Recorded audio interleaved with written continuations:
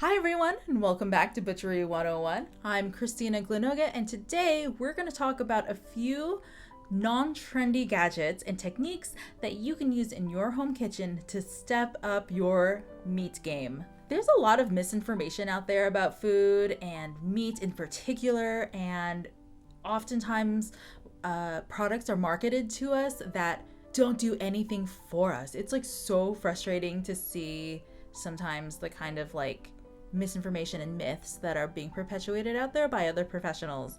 And so I'm here today to debunk a few myths and give you guys a few recommendations on things that I've seen time and time again in professional kitchens and professional butcher shops that genuinely bring about consistent results and the results that you want to be having. Also, this list isn't going to be comprehensive, so I'll probably add to it sometime in the future. Speaking of searing, let's talk about number 4, a cast iron pan. Now, stuff like cast iron, like specialty metals like high carbon steel and copper, these do take a little bit more maintenance than, say, stainless steel.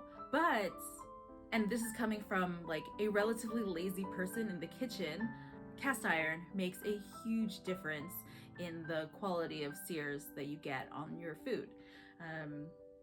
So even though it'll take a little bit of extra effort in terms of like not getting any soap in there and not letting any water create rust on your cast iron pan, the difference between searing in a regular stainless steel pan and utilizing the heat conduction capabilities of a cast iron pan is a huge boon to anybody who's using it. Again, I am a relatively lazy person when it comes to making food for myself in my home. So I'm not one to bother with high maintenance knives. Like, I won't use high carbon steel. I've never owned a copper pan in my life, even though those are supposedly like the best of the best for cooking French cuisine. And generally, everything in my kitchen has to go into the dishwasher. The difference though about the cast iron is that the little bit of extra effort to me seems actually worth the result that you get. Whereas when I'm using a high carbon steel knife, I don't really notice that much of a difference between the results that produces versus what my stainless steel knives produce. So I don't really see the point of spending all of that extra time babying a knife when it is not getting me the commiserate amount of results.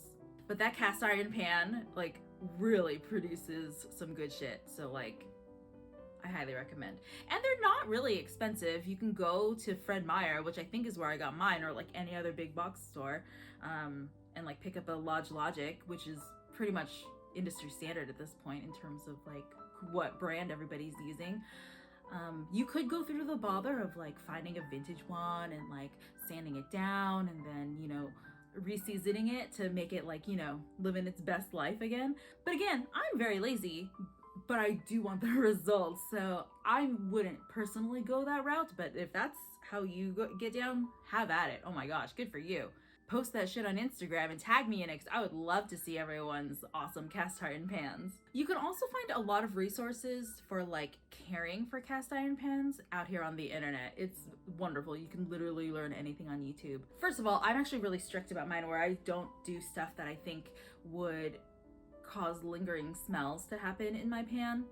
So like, say, like, I won't do fish in my cast iron, but I will do like all of my steaks. I'll do tortillas and pupusas, stuff that I don't think would linger in there. And then at the end of cooking it, drain off whatever fat is still in there. And then if you have like little extra bits in there, that's okay. If you have like a little bit of fond or like cooked crispy bits at the bottom of the pan at the end of your meal, that's okay too. What I like to do is heat the pan back up, deglaze with water, take my wooden spoon and like scrub off any like physical debris, drain that off into the sink, wipe it out with a paper towel, and then put it back on a warm burner or into a warm oven to fully dry, because truly the enemy of cast iron is water, which ultimately will result in rust. So you really want to be careful about that stuff. And honestly, mine just lives on top of the stove, and whenever I need to like sear or toast or make tortillas, that's my go-to guy. Editing Christina here now, and I just want to let y'all know that there is too much footage in this like 45-minute long video, so we're gonna bust it up into two. Let's just call this one part one. Please do come back for part two, and don't forget to subscribe so you make sure to not miss part two. And please comment down below what your favorite devices in your own kitchen are, or in professional kitchens if that's the kind of place that you work. Let me know what your favorite meat cooking devices are and what you've found the most success with in your own kitchens. I'm really stoked to hear from you guys. So thanks again so much, and have a good day. Bye.